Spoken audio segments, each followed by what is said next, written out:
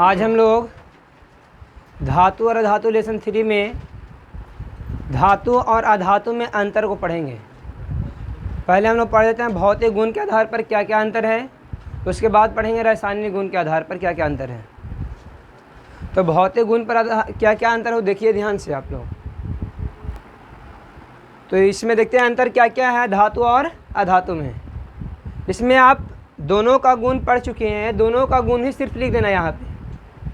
धातु में लिख सकते हैं हम लोग, पहला गुण क्या है कि धातु विद्युत एवं ऊष्मा का सुचालक होता है। विद्युत एवं ऊष्मा का सुचालक है। और अधातु क्या है? विद्युत एवं ऊष्मा का कुचालक है। बोलिए कोई दिक्कत है?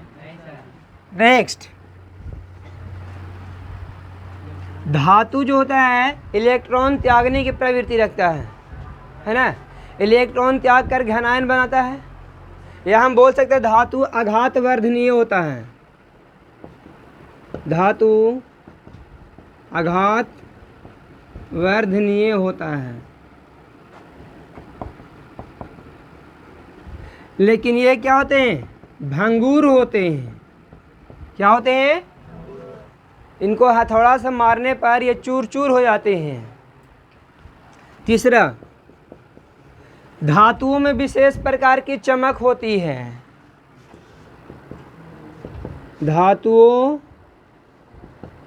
में विशेष प्रकार के चमक होती है।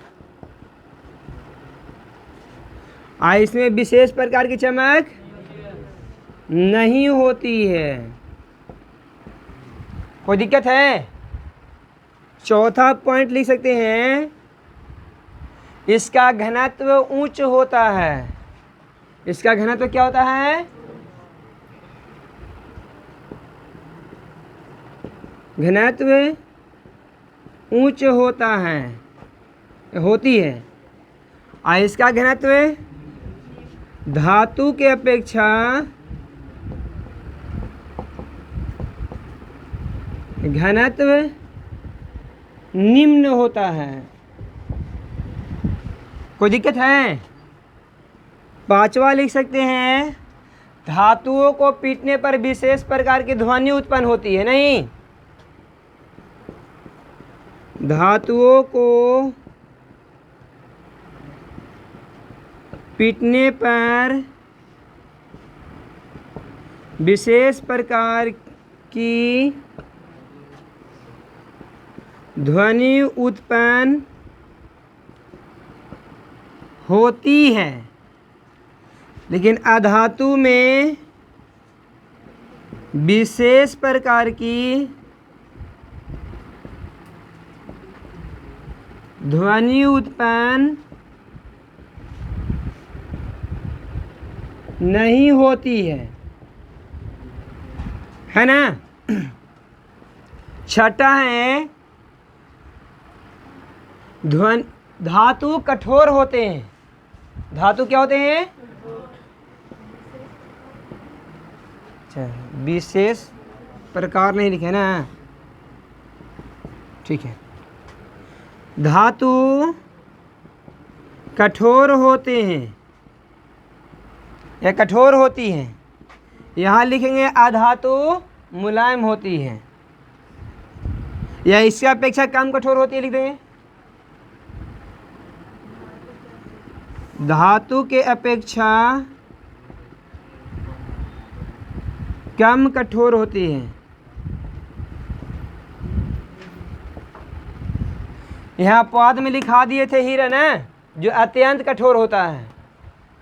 उसके बाद सतवा लिख सकते हैं,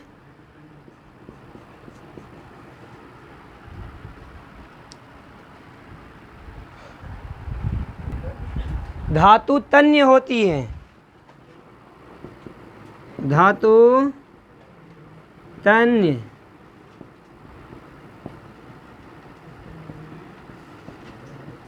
तन्य होती है।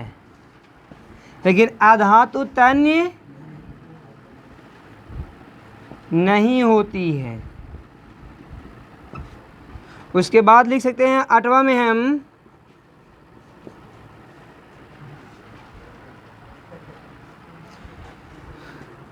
धातु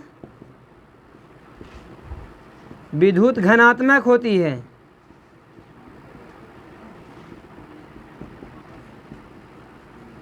और अधातु क्या होती है? विद्युत ऋणात्मक होती है।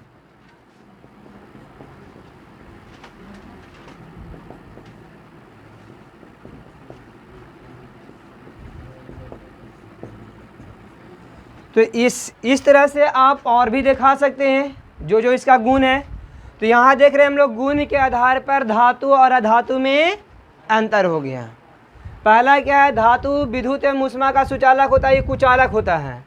धातु आघात वर्धनीय होती है और ये भंगुर होते हैं, यानी इसको पीट करके चादरा बनाया जा सकता है ना, लेकिन इसको पीटेंगे तो चूर चूर हो जाएगा। अच्छा, धातु में विशेष प्रकार की चमक होती है जिसे हम लोग धातु चमक भी बोलते हैं। अधातु में वैसा चमक नहीं होता है ना। फिर धातु का घनत्व उच्च होती है, अधातु का घनत्व धातु की अपेक्षा निम्न होती है, यानी कम होती है। धातुओं को पीटने पर विशेष प्रकार की ध्वनि उत्पन्न होती है और अधातु को पीटने पर विशेष प्रकार की ध्वनि उत्पन्न नहीं होती है।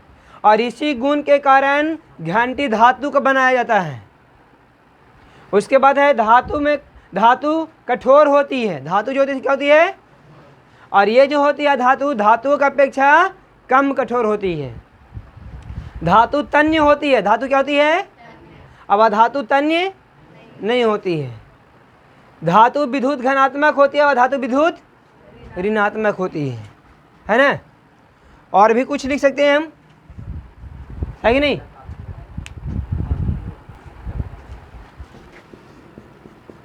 धातु का द्रव्यनांक और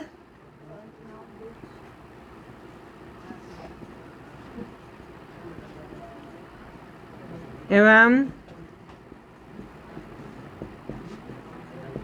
क्वथनांक उच्च होती है। अब अधातु का निम्न होगा ना, क्या होगा? निम्न होती है। अब देखिए और भी लिख सकते हैं, धातु कमरे के ताप पर ठोस अवस्था में पाई जाती है।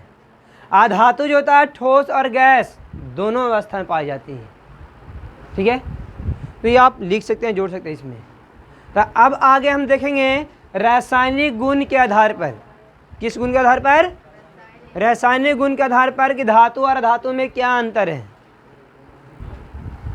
अब हम लोग देखेंगे धातु और अधातु में रासायनिक गुण के आधार पर क्या क्या अंतर है। तो चलिए, पहला दिया हुआ है कि धातु के परमाणु घन आयन बनाते हैं। धातु जो होते हैं इलेक्ट्रॉन त्यागने की प्रवृत्ति रखते हैं और कोई भी इलेक्ट्रॉन जब त्यागता है धातु तो उस पर प्लस चार्ज आ जाता है। क्या आता है? तो इसीलिए इसको कहते हैं कि इसका परमाणु घन आयन बनाते हैं। इलेक्ट्रॉन त्यागेगा और घन आयन बनाएगा। जितना इलेक्ट्रॉन त्यागेगा उतना इस पर प्लस चार्ज आता है। ठीक है, जैसे पोटेशियम 1 इलेक्ट्रॉन को त्यागता है तो 1 चार्ज आया है। सोडियम भी 1 ही इलेक्ट्रॉन त्यागता है तो 1 चार्ज आया है, 1 प्लस चार्ज आया है। कैल्शियम 2 इलेक्ट्रॉन को त्यागता है इसलिए 2 प्लस चार्ज आ गया इस पर। आ गया समझ में?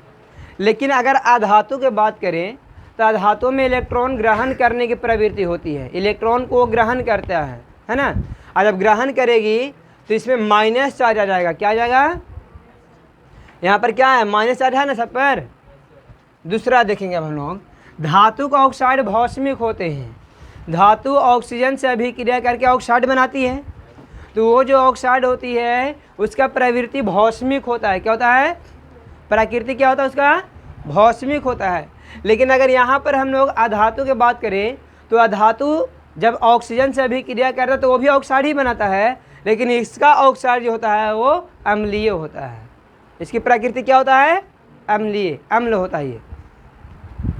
आगे देखिए, धातु के जो ऑक्साइड होते हैं वो जल से अभिक्रिया करते हैं। तो जल से अभिक्रिया करके भस्म का निर्माण करते हैं। धातु का ऑक्साइड अम्ल से अभिक्रिया करके क्या बनाते हैं? जल से अभिक्रिया करके क्या बनाते हैं? भस्म बनाते हैं। जैसे कि यहाँ पर देखिए सोडियम ऑक्साइड होगा, है ना। सोडियम ऑक्साइड को जब हम लोग जल से अभिक्रिया कराते हैं, किसके साथ? जल के साथ अभिक्रिया कराते हैं, तो सोडियम हाइड्रोक्साइड बनाया। हम बताएं कि जिसमें OH लग गया वो क्षार होता है, बताए ना कि जिसमें OH लग गया वो पूर्णतः क्षार यानी पूर्णतः भस्म है। तो यहाँ पर क्या हो गया, ये भस्म का निर्माण कर रहा है। आगे देखिए, कैल्शियम ऑक्साइड के साथ जब हम लोग जल के साथ रिएक्शन कराए तो कैल्शियम हाइड्रोक्साइड बनाया। तो यहाँ पर कहीं ना कहीं हम देख रहे हैं कि ये जल से रिएक्शन जब कर रहा है तो क्या बना रहा है, भस्म का निर्माण कर रहा है। लेकिन अगर यहाँ हम बात करें अधातु का ऑक्साइड जो होते हैं जल से रिएक्शन करके अम्ल का निर्माण करते हैं। किसका निर्माण करते हैं? यहाँ पर जैसे देख लीजिए, कार्बन डाइऑक्साइड और हाइड्रोक्लोरिक अम्ल से अभिक्रिया कराए तो क्या बन गया, कार्बोनिक अम्ल का निर्माण हुआ। तो ये भी अम्ल है, ये भी क्या है, अम्ल है। तो ये अधातु का ऑक्साइड जल से अभिक्रिया कर क्या बना रहे हैं, अम्ल बना रहे हैं, और धातु का ऑक्साइड अम्ल से अभिक्रिया बना रहे हैं, क्षार बना रहे हैं। अब आगे हम लोग देखते हैं चौथा पॉइंट, धातु ये तनु अम्ल में घुलकर हाइड्रोजन गैस मुक्त करती है। तनु अम्ल में घुलकर क्या करती है, एक सांद्र अम्ल और तनु अम्ल दोनों पढ़ा दिया गया है। जब हम लोग अम्ल और भस्म, अम्ल भस्म और लवण का जो लेसन पढ़ रहे थे उसमें तनु अम्ल और भस्म अम्ल क्या, सॉरी भौस्मिक क्या होता है, तनु क्या होता है, और हम बताए थे सांद्र क्या होता है, ये सब बता चुके हैं हम, है ना। सांद्र अम्ल, तनु अम्ल, सांद्र भस्म, तनु भस्म, सारा चीज़ बता दिया गया है। तो ये जो होता है धातु जो होते हैं वो तनु अम्ल में घुल करके हाइड्रोजन गैस मुक्त करती है। जैसे कि यहाँ पर देख रहे हैं जेडेन धातु है। अब H2SO4 सल्फ्यूरिक अम्ल क्या है, तनु अम्ल है। क्या है, तनु अम्ल है। जब इसमें हम लोग रिएक्शन कराएं तो यहाँ से हाइड्रोजन गैस को विस्थापित करके इसका जगह स्वयं ले लगा।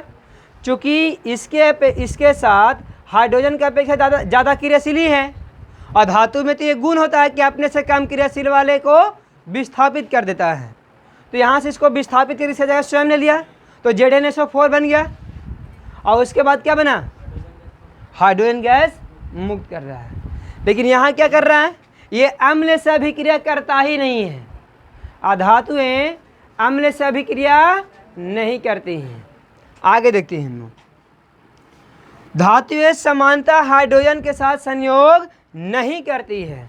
ये हाइड्रोजन के साथ संयोग और ये संयोग करती है। ये क्या करती हैं, संयोग। हाइड्रोजन सल्फाइड बनाए थे, हाइड्रोजन सल्फाइड पढ़े थे ना। तो ये क्या है, सल्फाइड क्या है, अधातु है। हाइड्रोजन से संयोग किया तो हाइड्रोजन सल्फाइड बना दिया। आगे देखते हैं, धातुएं अवकारक होते हैं और ये क्या होते हैं, ऑक्सीकारक होते हैं। तो ये टोटल 6 अंतर था, इसको आप लोग उतार लीजिएगा, आप लोग स्क्रीनशॉट ले लीजिए। अब यहाँ हम लोग चर्चा करेंगे धातु और अधातु के बीच की अभिक्रिया। धातु और अधातु के बीच में क्या अभिक्रिया होती है, ध्यान से सुनिएगा। धातु और अधातु जब आपस में अभिक्रिया करते हैं तो आयनिक यौगिक का निर्माण करते हैं। क्या का निर्माण करते हैं, आयनिक यौगिक का निर्माण करते हैं।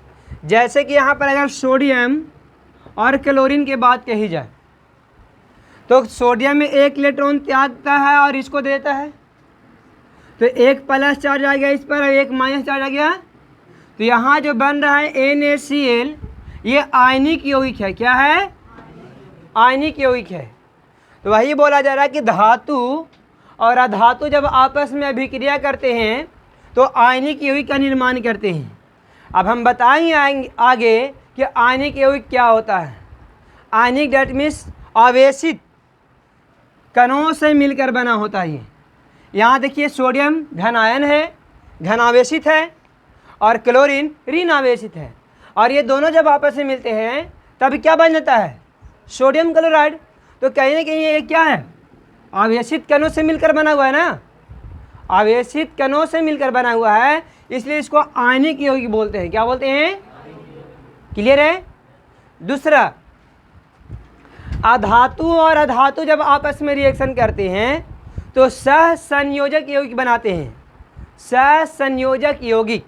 अब यहाँ पर बात आती है कि सहसंयोजक यौगिक है क्या। तो वैसे दो या दो से अधिक तत्व जो आपस में साझेदारी के फलस्वरूप यौगिक का निर्माण करते हैं तो उसको बोलते हैं सहसंयोजक यौगिक।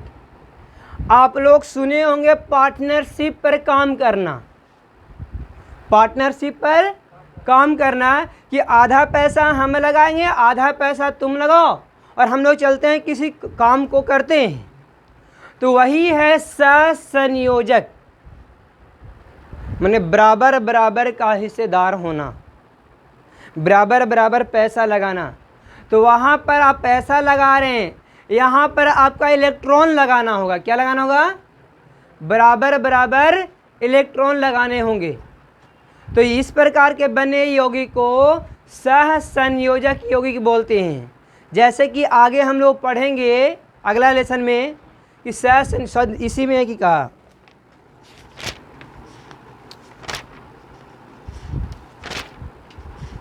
इसी में है। सहसंयोजक यौगिक क्या होता है इसके बारे में हम लोग यहाँ पढ़ेंगे, है ना। तो सहसंयोजक यौगिक में क्या होता है कि बराबर बराबर इलेक्ट्रॉन लगाते हैं और आपस में मिल करके नए यौगिक का निर्माण करते हैं। तो यहाँ पर हम देख रहे हैं कि दोनों बराबर बराबर लगाया है तो इसको सहसंयोजक बोलेंगे। क्या बोलेंगे? तो सहसंयोजक जो बन रहा है वो यौगिक ना बन रहा है, तो सहसंयोजक यौगिक कहेंगे उसको। तीसरा पॉइंट, धातु और धातु परस्पर संयोग नहीं करते हैं, अभिक्रिया नहीं करते हैं। धातु धातु के बीच में कोई अभिक्रिया नहीं होती है, धातु और धातु के बीच में कोई अभिक्रिया। बस इसी तीन बात को याद रखना है, इसी तीन बात को याद रखना है आपको। धातु और अधातु अभिक्रिया करेगा तो आयनिक यौगिक बनेगा, ठीक है। अधातु अधातु मिलेगा तो सहसंयोजक यौगिक बनेगा। और धातु धातु अभिक्रिया नहीं करती है। कोई दिक्कत? धातु और धातु प्लस अधातु क्या बनेगा?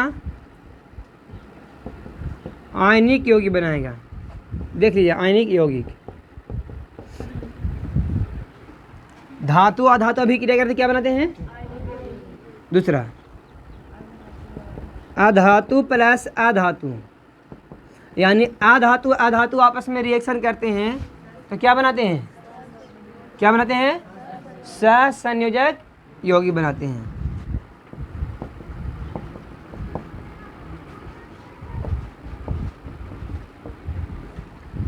और धातु धातु आपस में कोई रिएक्शन नहीं करते हैं, रिएक्शन ही नहीं होता धातु धातु में। इसका उदाहरण समझा दें, NH3 NH, N क्या है? N क्या है? N नाइट्रोजन न होता है। और नाइट्रोजन के बाहरी कक्षा में कितने इलेक्ट्रॉन होते हैं? 5 इलेक्ट्रॉन होते हैं। कितने इलेक्ट्रॉन होते हैं? 5 इलेक्ट्रॉन। देख लीजिए, हम देख लेते हैं। 1 2 3 4, अब एक हो गया 5। और हाइड्रोजन के बाहरी कक्षा में एक ही इलेक्ट्रॉन होता है ना, तो एक इलेक्ट्रॉन तो त्यागेगा नहीं, इसको इलेक्ट्रॉन दे देगा इसको। तो क्या करता? दोनों पार्टनरशिप करता था। एक हाइड्रोजन इसके साथ पार्टनरशिप करता है, एक हाइड्रोजन इसके साथ, अब एक हाइड्रोजन इसके साथ। अब देखिए सबका स्टेक पूरा हो गया, इसका भी पूरा हो गया, इसका भी पूरा हो गया, इसका भी पूरा हो गया, इसका भी पूरा हो गया, सॉरी सबका पूरा होने गया। तो N के गो हैं? एगो। H के गो है? NH3 बना। यहाँ पर देखिए कि हाइड्रोजन भी एक इलेक्ट्रॉन लगाया है, नाइट्रोजन भी एक इलेक्ट्रॉन लगाया है। यहाँ वाला देखिए, यहाँ भी हाइड्रोजन एक इलेक्ट्रॉन लगाया है, नाइट्रोजन भी एक इलेक्ट्रॉन लगाया है। यहाँ देखिए हाइड्रोजन भी एगो लगाया है, नाइट्रोजन भी एगो लगाया है। तो कहीं ना कहीं सब क्या कर रहे हैं? बराबर बराबर इलेक्ट्रॉन लगा रहे हैं ना, तो ये साझेदारी कर रहे हैं। क्या कर रहे हैं? इसके साझेदारी, इसके साथ साझेदारी, इसके साथ साझेदारी किए हैं। समझ में आया? तो इसको बोलते हैं सहसंयोजक यौगिक। क्या बोलते हैं? समझ में आ गया? कोई दिक्कत नहीं है। अब यहाँ पर एक क्वेश्चन पूछा जा सकता है कि सर धातु और अधातु आपस में अभिक्रिया करके आणिक यौगिक ही क्यों बनाते हैं?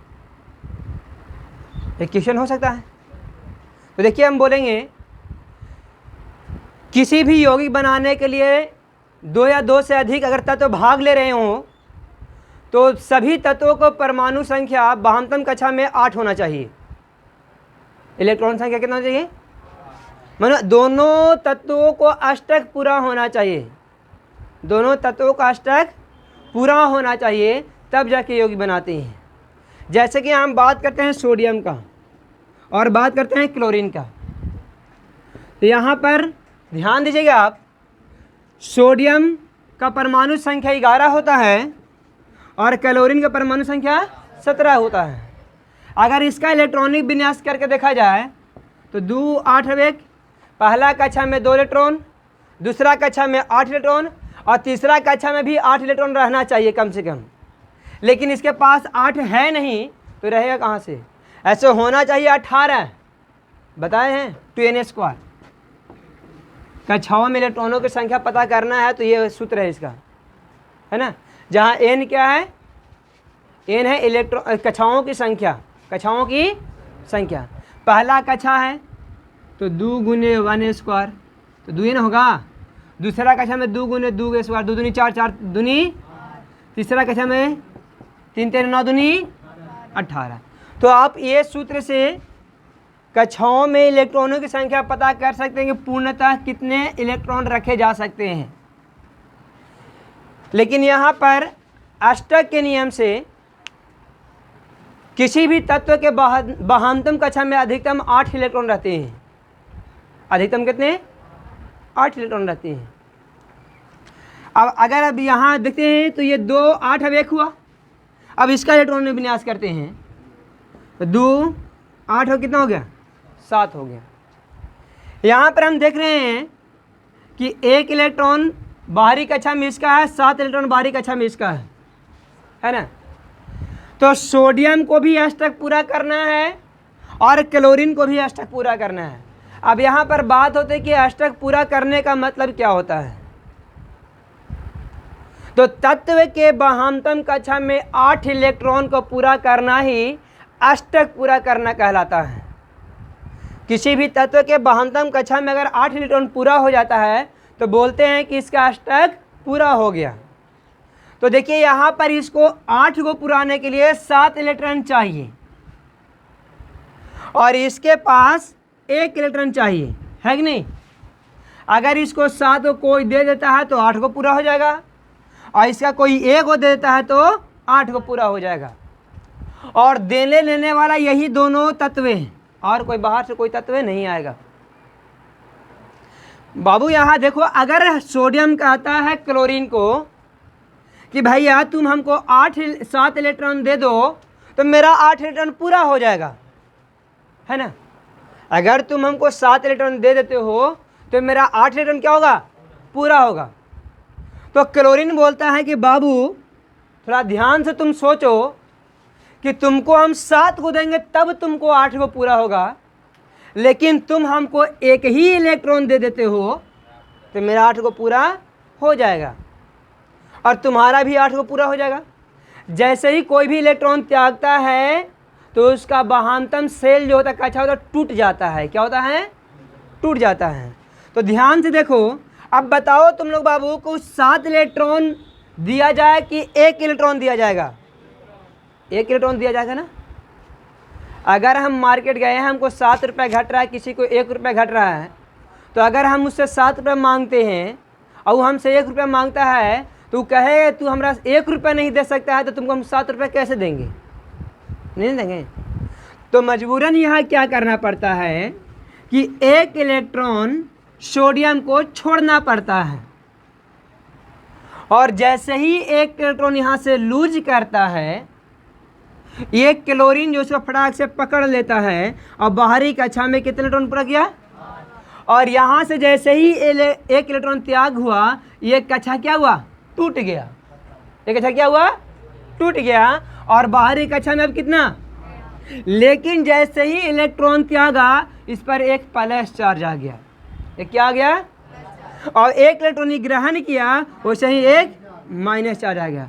तो यहाँ पर देख रहे हैं कि अब ये दोनों क्या हो गए, आवेशित हो गए। दोनों क्या हो गए, आवेशित हो गए। एक पर प्लस चार्ज आ गया और एक पर माइनस चार्ज आ गया, दोनों आवेशित हो गए। अब दोनों जब आवेशित हो गए तो यहाँ पर अब दोनों जो यौगिक बनाएंगे वो क्या बनाएंगे, आयनिक यौगिक बनाएंगे। क्योंकि आयन दो प्रकार का होता है, घन आयन और, ये घन आयन है, ये ऋण आयन है। तो ये दोनों मिल करके आयनन बना रहा है, तो ये आयनिक यौगिक बनाते हैं। क्या बनाएंगे, तब अब ये दोनों मिल करके NaCl बनाएंगे, जो कि क्या है, आयनिक यौगिक है। एक पर घन आयन है, एक पर ऋण आयन है। क्लियर आया समझ में, कोई डाउट है? ये आयनिक यौगिक क्यों बनाते हैं, समझ में आया? क्योंकि धातुओं में इलेक्ट्रॉन त्यागने की प्रवृत्ति होती है और अधातु में इलेक्ट्रॉन ग्रहण करने की प्रवृत्ति होती है। क्लियर है पहला। दूसरा था कि अधातु अधातु सहसंयोजक यौगिक क्यों बनाते हैं। ये भी एक प्रकार की क्वेश्चन हो सकता है कि अधातु अधातु जब आपस में विक्रिया करते हैं तो सहसंयोजक यौगिक क्यों बनता है। ध्यान से सुनिए, इसको क्लीन करते हैं पहले। ये अच्छा समझ में आ गया आप लोग को। चलिए तो चलिए हम लोग देखते हैं कि अधातु अधातु मिल करके सहसंयोजक यौगिक क्यों बनाते हैं। पहला कारण है कि अधातुओं में केवल इलेक्ट्रॉन ग्रहण करने की प्रवृत्ति होती है, इलेक्ट्रॉन त्यागने की प्रवृत्ति नहीं होती है। और जब कोई अधातु इलेक्ट्रॉन त्यागेगा नहीं तो दूसरा का अष्टक पूरा होगा, नहीं होगा। अधातु में एक विशेष प्रकार का गुण होता है जो इलेक्ट्रॉन नहीं त्यागता है, सिर्फ इलेक्ट्रॉन ग्रहण करता है। क्या करता है, ग्रहण करती है ये धातु। अधातु जब ग्रहण करती है तब जब कोई त्यागे वाला होगा तब ना दूसरा का अष्टक पूरा होगा। जैसे में CH4 जो बना हुआ है ये सहसंयोजक यौगिक है। क्या है, सहसंयोजक यौगिक। H2O ये भी क्या है, CO2। यहाँ पर जो भी यौगिक आप देख रहे हैं दोनों ही अधातु के मिलने से बना हुआ है। देखो ये दोनों अधातु है, हाइड्रोजन भी अधातु और ऑक्सीजन भी, कार्बन भी अधातु और ऑक्सीजन भी अधातु है। कार्बन अधातु, हाइड्रोजन भी क्या है, अधातु है। अब आप ये बोल सकते हैं कि सर अधातु है ये कैसे आप पहचाने, है ना। तो देखिए बाबू, जब आप इलेक्ट्रॉनिक विन्यास कीजिएगा इन तत्वों को तो हाइड्रोजन को छोड़ करके, हाइड्रोजन एक अपवाद है, हाइड्रोजन क्या है, अपवाद है। हाइड्रोजन को छोड़ करके जितने भी तत्व होंगे उनकी यदि बाहरी कक्षा में 4, 5, 6, 7 इलेक्ट्रॉन पाए जाते हैं वो अधातु होते हैं, वो अधिकांश क्या होते हैं। तो ये सब का इलेक्ट्रॉनिक विन्यास कीजिएगा तो 4, 5, 6, 7 ही आएगा बाहरी कक्षा में, सिर्फ किसको छोड़ करके, हाइड्रोजन को छोड़ करके। चूँकि हाइड्रोजन अपवाद है इसलिए, क्योंकि इसके बाहरी कक्षा में एक ही इलेक्ट्रॉन होता है तो इलेक्ट्रॉन संख्या बाहरी कक्षा में एक ही ना रहेगा, परमाणु संख्या भी एक ही होता है तो इलेक्ट्रॉनों की संख्या कितना होगा, एक ही ना होगा, कि ज़्यादा हो जाएगा। तो इसलिए इसको छोड़ करके बाकी जितने भी अधातु हैं सभी के बाहरी कक्षाओं में इलेक्ट्रॉनों की संख्या 4, 5, 6, 7 होती है। ठीक है, सिर्फ किसको छोड़ना है, हाइड्रोजन को। तो आप अगर कीजिएगा तो पता चल जाएगा कौन धातु है कौन, और जिसके बाहरी कक्षा में 1, 2, 3 इलेक्ट्रॉन रह जाते हैं वे धातु होते हैं, अधिकांश क्या होते हैं, धातु होते हैं। क्लियर है। तो इसको बारे में आगे हम लोग चर्चा करेंगे।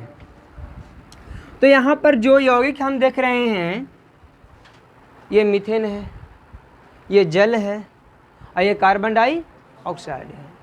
ये क्या आयनिक यौगिक है, तो नहीं आयनिक यौगिक, क्योंकि ये दोनों में, ये तीनों में कोई भी ऐसा तत्व नहीं है जो इलेक्ट्रॉन त्यागेगा, और जब इलेक्ट्रॉन नहीं त्यागेगा तो दूसरा लेगा ही नहीं, और जब लेन देन नहीं होगा तो आवेशित होगा, आवेशित भी नहीं होगा।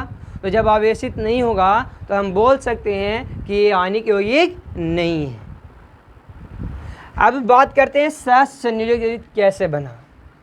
तो कार्बन के बाहरी कक्षा में 4 इलेक्ट्रॉन होते हैं। कितने इलेक्ट्रॉन होते हैं? 4। और हाइड्रोजन के बाहरी कक्षा में 1 इलेक्ट्रॉन होते हैं। तो अगर ये हाइड्रोजन की बात कही जाए तो कार्बन और हाइड्रोजन है सिर्फ। मीथेन बनने के लिए क्या रहता है? कार्बन और हाइड्रोजन होता है, इसके अलावा और कोई तत्व नहीं आएगा। अभी इनके बीच में कोई टांग अड़ाने नहीं आएगा। अब यहाँ पर बात होती है कार्बन और हाइड्रोजन के बीच में। कार्बन बोलता है हाइड्रोजन से कि हाइड्रोजन तुम्हारे पास एक ही इलेक्ट्रॉन है, तुम हमको दे दो और हम यहाँ पर एक संख्या बढ़ा लेंगे। तो हाइड्रोजन कहता है कि भैया आप ही बताइए, मेरे पास 1 ही रुपया है, आप 1 ही रुपया मांग लीजिएगा, तो हमारा कोई मार्केट में अस्तित्व रहेगा? कुछ नहीं रहेगा। तो ये कहा कि हम लेन देन नहीं करते हैं, हम आपको 1 इलेक्ट्रॉन नहीं दे सकते हैं और न हम आपसे मांगना चाहते हैं। तो बोलता है कि तो फिर यौगिक का निर्माण कैसे होगा? तो बोला कि हो सकता है आप और हम दोनों पार्टनरशिप हो जाइए। कोई सामान खरीदना है बाबू, किसी का मूल्य अगर 8 रुपया है, किसी का मूल्य कितना है? 8 रुपया है। मेरे पास 4 रुपया है और किसी और के पास 4 रुपया है, तो अगर अकेली चाहेंगे तो खरीदाएगा? अगर हम कहें इससे कि तुम हमको 4 रुपया दे दो, हम इसको खरीद लेते हैं, तो वो भी कहेगा कि आप ही हमको 4 रुपया दीजिए, हम इसको खरीद लेते हैं। तो ऐसे स्थिति में खरीदाएगा। लेकिन अगर ये दोनों हम लोग दोनों आपस में मिल करके खरीदते हैं तो आराम से खरीदा जाएगा। तो वही क्या करता है कि दोनों जो होते हैं सो क्या करते हैं कि 1 इलेक्ट्रॉन आगे बढ़ा करके इसके साथ संयोग कर लेता है। तो ये क्या कर रहा है? संयोग कर रहा है। कैसे? बराबर बराबर इलेक्ट्रॉन मिला करके, यानी यहाँ पर ये पार्टनरशिप हो गया। इसका पार्टनर हो ना गया। अब बोला ये कार्बन के हाइड्रोजन, तुम्हारा तो अष्टक पूरा हो गया, लेकिन मेरा क्या होगा?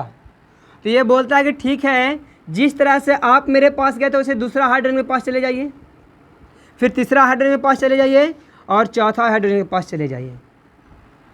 तो चारों हाइड्रोजन के पास गया तो सभी हाइड्रोजन का अष्टक पूरा हुआ कि नहीं? क्योंकि अगर पहला कक्षा की बात कही जाए तो पहला कक्षा में 2 ही इलेक्ट्रॉन को पूरा हो जाना अष्टक पूरा कहलाता है। तो हाइड्रोजन एक ही कक्षा में ना घूमता रहता है इसका इलेक्ट्रॉन, तो पहला कक्षा में 2 इलेक्ट्रॉन पूरा होना चाहिए। तो देखिए इसका 2 इलेक्ट्रॉन पूरा होना गया। अब ये दोनों इलेक्ट्रॉन को ये हाइड्रोजन गिनेगा और ये कार्बन जो थे ये दोनों को ये भी गिनेगा। जिसमें कोई यहाँ पर अब सामान खरीदा गया था, तो ये जो 8 रुपये वाला सामान है इसको हम भी कहेंगे मेरा है और वो भी कहेगा कि मेरा है। उसी तरह से ये दोनों इलेक्ट्रॉन को हाइड्रोजन भी अपने में काउंट करेगा और ये कार्बन भी अपने में काउंट करेगा। तो इसका पूरा हो गया कि नहीं हुआ? ये देखो, अब इस हाइड्रोजन की बात करें तो इस हाइड्रोजन के भी दो को पूरा हुआ कि नहीं हुआ? इस हाइड्रोजन के भी 2 को पूरा हुआ कि नहीं हुआ? ये हाइड्रोजन का भी 2 को पूरा हुआ। तो सभी हाइड्रोजन का पूरा हो गया। अब कार्बन गिनता है, तो मेरा ई 2 हुआ, ई 2 हुआ, ई 2 हुआ, ई 2 हुआ, 2 2 4 2 6 2, इसका भी 8 हो क्या हो गया? पूरा हो गया। इसका भी 8 हो क्या हो गया? पूरा हो गया। तब यहाँ पर क्या हो गया? सी कार्बन है 1 पीस और हाइड्रोजन के पीस है, तो क्या हो गया? CH4 हो गया। तो यहाँ पर जो यौगिक बन रहा है साझेदारी के द्वारा बन रहा है, पार्टनरशिप के द्वारा बन रहा है। तो साझेदारी को सहसंयोजक बोलते हैं। क्या बोलते हैं? तो यहाँ जो यौगिक बन रहा है सहसंयोजक यौगिक का निर्माण हुआ। क्लियर है? अब इसका बात कर लेते हैं। ऑक्सीजन के बाहरी कक्षा में 6 इलेक्ट्रॉन होते हैं।